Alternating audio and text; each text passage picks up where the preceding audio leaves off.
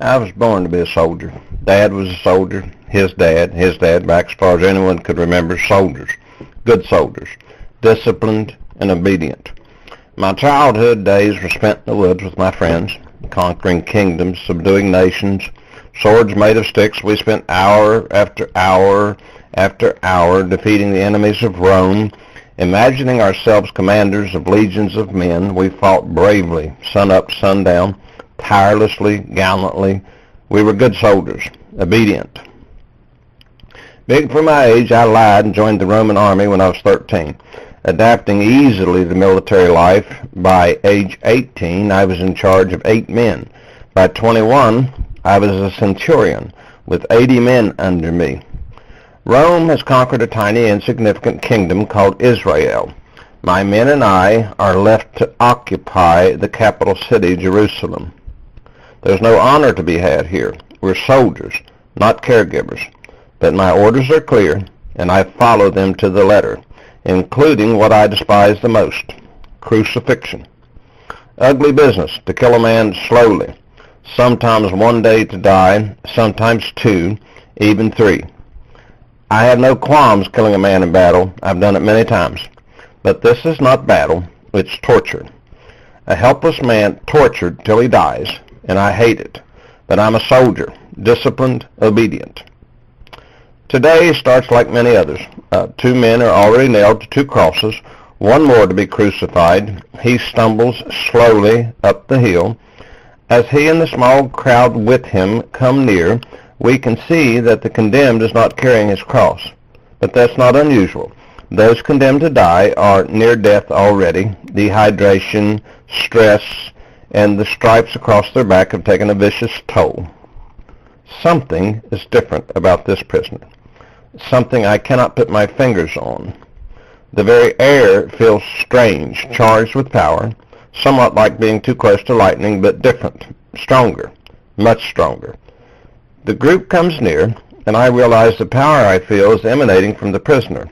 Now he and I are face to face, and I can see his eyes, blue, deep blue, and in the blue, love.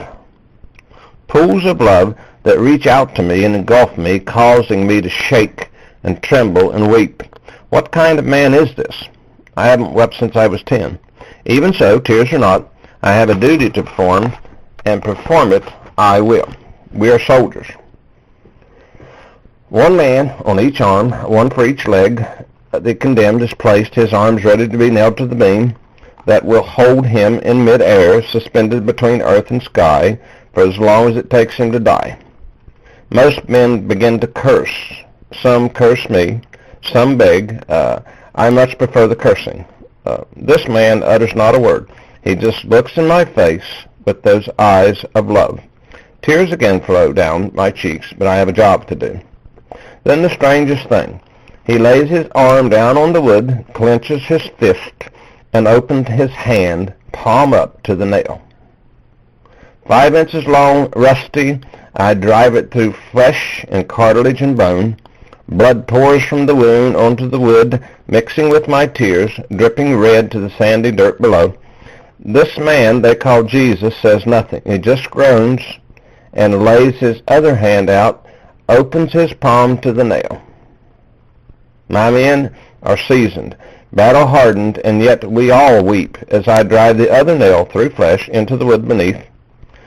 All 4 men drag him up the vertical post, fasten the horizontal beam, and then bend his knees just a little before I nail his ankles fast.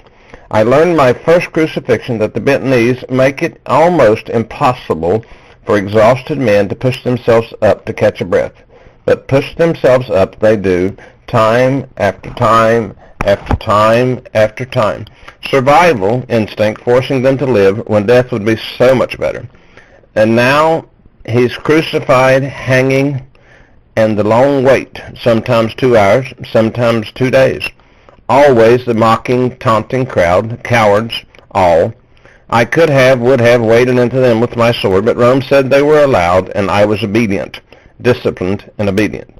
3 hours now he hangs between life and death, and darkness creeps over the land. Darkness in the middle of the day, filled with that same energy For almost 3 hours it hangs like black fog, and in the darkness this man they call the King of the Jews cries, my God, why have you forsaken me?" And with that he cries one last loud cry and dies. Instantly, earthquake. Violent earthquake. All of my men fall to their faces in terror. Graves behind me split open. Dead men rise and walk through the crowd.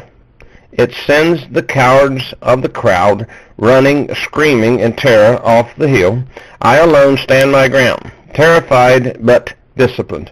And then from somewhere beneath the terror, in me comes a burning knowledge. Surely this man was the Son of God. Amen.